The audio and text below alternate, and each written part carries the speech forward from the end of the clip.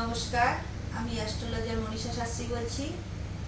প্রত্যেকটি মানুষই চায় তাদের জীবনে শান্তিতে, সুখে, সমৃদ্ধিতে ভরে উঠুন, কিন্তু সব সময় সেটা সম্ভব হয় না।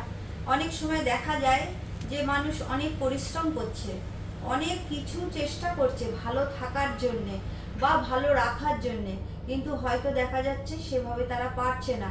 পরিশ্রম করছে কিন্তু পরিশ্রমের ফল হিসাবে তাদের কপালে সে দুর্ভোগই জুটছে। আমাদের রাশিচক্রটাকে যদি আমরা বিচার করি তাহলে কিন্তু আমরা এই সব গ্রহদোষের কারণের জন্য যা হয় তা কিন্তু আমরা জানতে পারি। অনেক মানুষ যখন প্রথম অবস্থায় শিক্ষা গ্রহণ করে, তারপর তারা কেরিয়ার তৈরি করে। কেরিয়ার তৈরি করার পর যখন তাদের সময় হয় বিয়ে করার, তো বিয়ে করার পর কিন্তু সবাই চায় যে বিয়ে করার পরবর্তী লাইফে আমরা অনেক ভালো থাকবো, শান্তিতে থাকবো। কিন্তু দেখা যায় অনেকের ক্ষেত্রেই দেখা যায় যে বিয়ের পরে অনেক ভালো থাকে, আবার বিয়ে করার পর অনেকের ক্ষেত্রে দেখা যায় পুরো জীবনটাই অশান্তিতে ভরে যায়। এগুলো কেন হয়? তাই এগুলো কিন্তু সমস্তটাই আমাদের রাশিচক্র বিচার করলে পাওয়া যাবে। তা অনেক সময় দেখা যাচ্ছে যে আমরা যা কিছু করছি আর যা কিছু ভাবছি সবসময় কিন্তু আমাদের মনের মতো করে হয় না। কেন হয় না? আমরা তো চাই সবসময় সবাই ভালো থাকতে, ভালো রাখতে, কিন্তু আমাদের পক্ষে সেটা থাকা সম্ভব হয় না। খুব কম মানুষই এমন ভাগ্যবান আছেন যারা যা চায় তাই পায়, যারা যা বলে তাই ফলে, কিন্তু এরকম হওয়াটা খুবই কঠিন। কিছু কিছু কারণের জন্য কিন্তু আমরা বিভিন্ন সমস্যার মধ্যে পড়ে যাই। আমাদের বিবাহের ক্ষেত্রে যদি আমরা প্রথম ধরি, অনেকের হয়তো ভালো কেরিয়ার তৈরি হয়ে গেল, তার কোনো দিকেই কোনো কিছু প্রবলেম নেই, তবুও দেখা যায় বিয়ে হচ্ছে না, বা বিয়ে হয়ে যাওয়ার পরও দাম্পত্য লাইফে তাদের ভীষণ সমস্যা হচ্ছে। এবার দাম্পত্য লাইফে সমস্যা কেন হয়? দাম্পত্য লাইফে যখন ছেলেদের ক্ষেত্রে কিন্তু শুক্র গ্রহটা ভীষণ ভাইটাল, আর মেয়েদের ক্ষেত্রে মঙ্গল গ্রহ।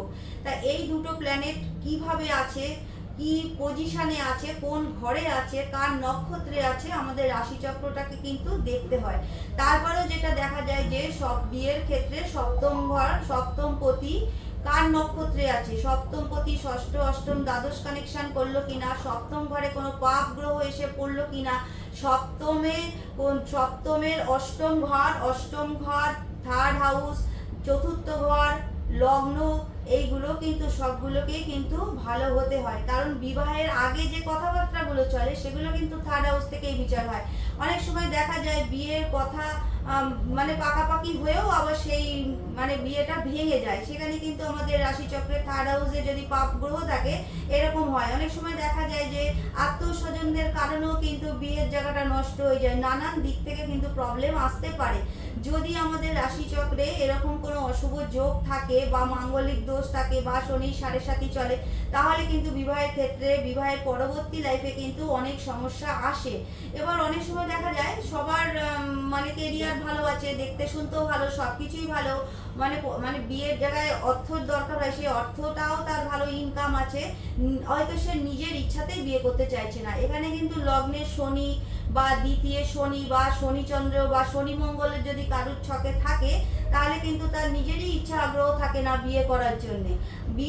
বিয়ের ব্যাপারটা কিন্তু খুবই ভাইটাল, কেন একটা মানুষের বিয়ে করার পর কিন্তু তার অনেকটা জীবন এই দাম্পত্য লাইফে সুখ দুঃখের মধ্যেই কাটে, কিন্তু যখন বিবাহিত লাইফে অনেক সমস্যা চলে আসে তখন কিন্তু মানুষ নাজেহাল হয়ে যায়। যদি কারোর দ্বিতীয় রাহু অষ্টমে কেতু থাকে তখন কিন্তু বিয়ের ব্যাপারটা পরবর্তীতে আইনি ঝামেলায় জড়িয়ে যাওয়ার মতো সমস্যা দেখা যায়। অনেক সময় দেখা যায় বিয়ে হয়ে গেল, তারপর হয়তো কোনো একটা মানসিক অস্থিরতা বা অশান্তি বা ঝামেলার জন্য কেউ হয়তো সেখানে সুইসাইড পর্যন্ত করে নিল। তা এইগুলো কিন্তু আগে থেকে দেখার দরকার।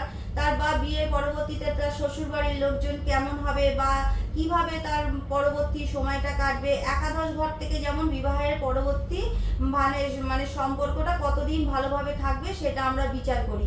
তার সম্পূর্ণটা মানে বিষয় কিন্তু বিচারের ওপরে দাঁড়িয়ে আছে।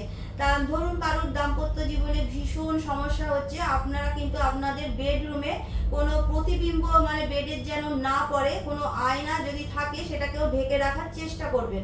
তারপরেও যেটা করবেন যে আপনাদের ঘরের সাউথ ওয়েস্ট কর্নারে আপনারা চেষ্টা করবেন ওইখানে মানে প্রতিদিন চন্দনের কোনো ধূপকাঠি জ্বালাতে। তারপরেও চেষ্টা করবেন যে আপনারা যদি মানে একটা কর্পূর রাত্রিরে জ্বালিয়ে শোয়ার আগে যদি একটা কর্পূর জ্বালিয়ে শুতে পারেন, তাহলেও কিন্তু দাম্পত্য অশান্তি অনেকাংশেই কম হয়। যদি কোনো ক্রিস্টাল বল আপনারা সাউথ ওয়েস্টের কর্নারে রাখতে মানে ঝুলিয়ে রাখতে পারেন, সেখানেও কিন্তু দাম্পত্য অশান্তি অনেক সময় কম হয়। তারপরে দেখতে হবে, অনেক সময় দেখা যায় দাম্পত্য অশান্তির মধ্যে হওয়ার কারণে কোনো তৃতীয় ব্যক্তি চলে আসলো, সেই জায়গাগুলোও কিন্তু আমাদের রাশিচক্র থেকে জানতে পারা যায় কিসের কারণে অশান্তি হচ্ছে। মানসিক কিছু কিছু রাশি লগ্নের জন্য ইগোর সমস্যা প্রচণ্ড চলে আসে, সেখানে কিন্তু তাদের মধ্যে অ্যাডজাস্টের ভীষণ সমস্যা হয়ে যায়। জটক বিচার করে বিয়ে করা সবার খুব দরকার, কারণ যদি দেখা যায় রাশি আর লগ্ন যদি না মেলে, মানে দুটো মানুষের মন যদি না মেলে, সেখানে কিন্তু সংসার করা খুবই কঠিন হয়ে দাঁড়ায়। তাই এই জায়গাগুলো যদি আপনারা দেখে নিতে পারেন বিবাহের আগে, তাহলে কিন্তু আপনারা অনেকাংশেই বিবাহ পরবর্তী লাইফে ভালো থাকতে পারবেন। অনেক সময় দেখা যায় বিবাহের পর সম্পত্তি প্রাপ্তি হয়, সেই সব ক্ষেত্রে যদি সপ্তমপতি দ্বিতীয় থাকে, একাদশে থাকে, তাহলে বলাই যেতে পারে যে বিবাহ পরবর্তী লাইফে আপনারা অনেক সম্পত্তি শ্বশুরবাড়ি থেকে পেতে পারেন। কিছু কিছু জিনিস আছে, মানুষ যদি সেগুলোকে মেনে চলতে পারে, তাহলে কিন্তু বিবাহের জায়গাটা নিজেরাই জেনে নিয়ে বিবাহ করলে তারপরে কিন্তু বিবাহের যে সমস্যাগুলো দেখা দেয় অনেকাংশে কিন্তু আপনারা ভালো থাকতে পারেন। এমন কিছু কিছু জিনিস আছে যেগুলো যদি আপনারা পালন করেন, তাহলেও সমস্যা থেকে আপনারা বেরিয়ে আসতে পারবেন।